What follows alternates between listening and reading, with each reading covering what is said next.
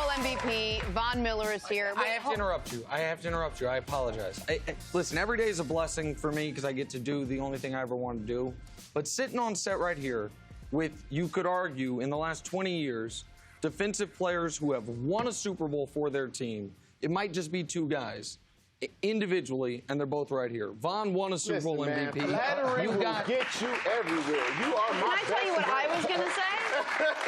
You should have won. San Antonio was a nice catch. He should have won Super Bowl MVP. It is so nice you join us. Yes, Jenna, What please. I was going to say is we've had a ton of great guests. Unfortunately, they sit you next to Nick. I have never sat next to one that smells as good as you smell right now. And anyone on this side, you see all everyone's nodding their head? You smell so good. It's the new Old Spice Ultra Smooth. And what a transition, said Jenna. And, you know, you got to be rough and tough on the football field, but off the field, I like to keep it smooth. And I don't like overpowering scents of deodorant or body wash. And the new Old Spice Ultra Smooth is for guys like me. And I got it on, actually. I do. Oh. I do. I got too close, but that was great. That didn't sound like, okay. What's wrong, James? You smell good, too. I'm surprised Nick didn't tell you. I was over there next to you the other day, and you didn't tell me that. Von, what's this week like for these guys, man? Man, you know, I called some of the guys before I came over here, and I just remember it being, you know, I was at peace. And I remember not being nervous. And I remember just hanging with my family and just taking advantage of the moment. Because, you know, it's a lot of players that want to make it to the playoffs, want to go to the Super Bowl, but when you actually get there, you got to take advantage of it. Guys don't really, this opportunity really doesn't come around for everybody. Yeah, we had Emmett here who told us that the first time he got to the Super Bowl, there was a lot of partying, there was a lot of nerves, there was a lot of, they tried to make it a regular week, they knew it wasn't a regular week. What does that feel like? When you make it to the Super Bowl, you pass the division round, you pass the wild card, you are really in the clear, and you have 2 weeks to prepare for your opponent. And I just remember being at peace. I remember, you know, studying my guy for 2 weeks straight, and when we played, I didn't have any, you know, second guesses or anything. Yeah, my things were that we didn't really want to change too much of what we would have did in the regular week. You know, he gave us the freedom to basically do what we wanted to do up until I think it was like Wednesday or Thursday. And then, you know, Thursday curfew and all that other stuff started because you wanted to sit down, focus in, and get into what it is that you wanted to do. And not make the situation, you know, so big that you let your nerves get you out of your game. You know, that's crazy because whenever I watch the Super Bowl, there's some guys that rise up and there's some guys that fall. And it's all nerves. And when you're at peace and you're ready to go, you can go out there and play and do what you need to do. Von, nobody, and this is literal, not figurative, has played Patrick Mahomes in the NFL more than you guys, because we talk about last year like it was his first year, but he played Week 17 his rookie year against you guys. And then I think his first big primetime moment was you almost sacking him and him throwing the left-handed pass. Apologies for bringing it up. At what moment going against him was that first matchup, second win, when you realized, oh, this guy's going to be a problem in this division? It had to be the second game that we played. I remember we played them in 2017, I think.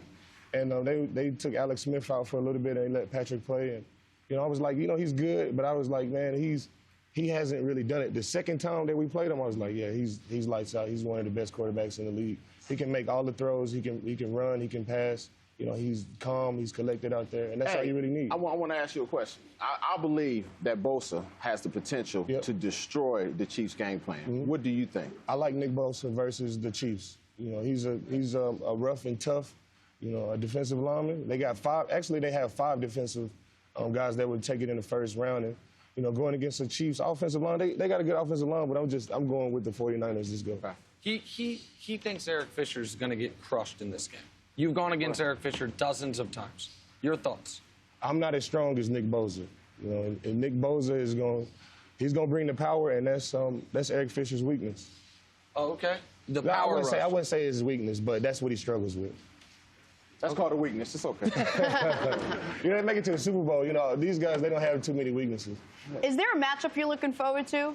James likes the Fisher-Bosa matchup. Is there one that you're really looking forward to as a player watching this weekend? I want to see the 49ers defense versus the Chiefs offense. And I want to see if, you know, they can hold up against the stuff that the Chiefs do. I want to see if they can score, if the Chiefs can score points. So I'm going the matchup that I'm excited to see is Patrick Mahomes versus that 49ers defense. And for so as a pass rusher, when Mahomes does escape, for you guys, how do I ask this question? How do you manage wanting to get to him, but also trying to stay in what your lanes are and what your assignment is? It's tough. I think, coaches around the league have been trying to figure it out. Travis Kelce and Tyreek Hill, they have such a great relationship with Patrick Mahomes. Patrick Mahomes would be scrambling, then he'd just hit Kelce, and Kelce would just stop. They got all type of weapons. It's going to be tough to stop this Chiefs offense. Vaughn, you won your Super Bowl with the Broncos. It was Super Bowl 50. It came against the Panthers. Take us back. What did winning that ring feel like? What were the moments right after the game and right after that? Man, it was crazy, and it's everything that you imagine it being. Winning the Super Bowl, being champions of the world. It's a lot of great stuff that come with it. But I think it just creates this addiction to winning and to want to be successful. And it creates this, if you don't make it to the Super Bowl, it feels like you haven't done anything that year. Whenever you make it, it's such a great feeling, but after, it just kind of leaves this void that you have to get back there every single year. And if you don't, you are disappointed. Were you at all surprised at how dominant the defense was in that game? You guys, people forget, Cam was a unanimous MVP. Yeah. They were 15-1. Yeah. They had rolled people up in the playoffs leading up to it. It was 24-10, I think. You guys held them to one touchdown, if I'm remembering it correctly. But even if you went into the game confident, were you surprised at how dominant you guys were? No, I wasn't surprised because we do all the stuff in practice. We did the stuff that we did in the Super Bowl 2 weeks before.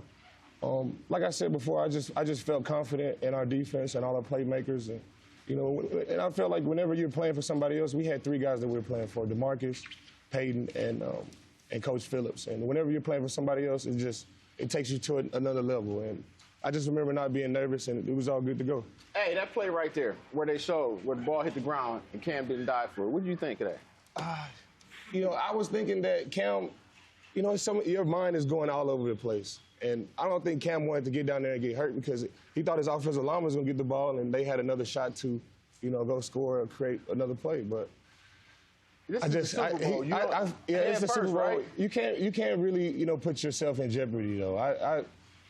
It didn't matter anyway. You ended up losing. What did you think of it, James? I don't know, man. It made me question if he really wanted it. I know I'm a Cam fan, but I don't know. Seeing that, give me everything you got. We'll fix you in the offseason. And like I said, in moments like that, guys rise up and, some guys take a step back. And, it's the guys that rise up that really take advantage of the opportunity. What would it look? You played with, you guys both, by the way, obviously played with great outside linebackers opposite you.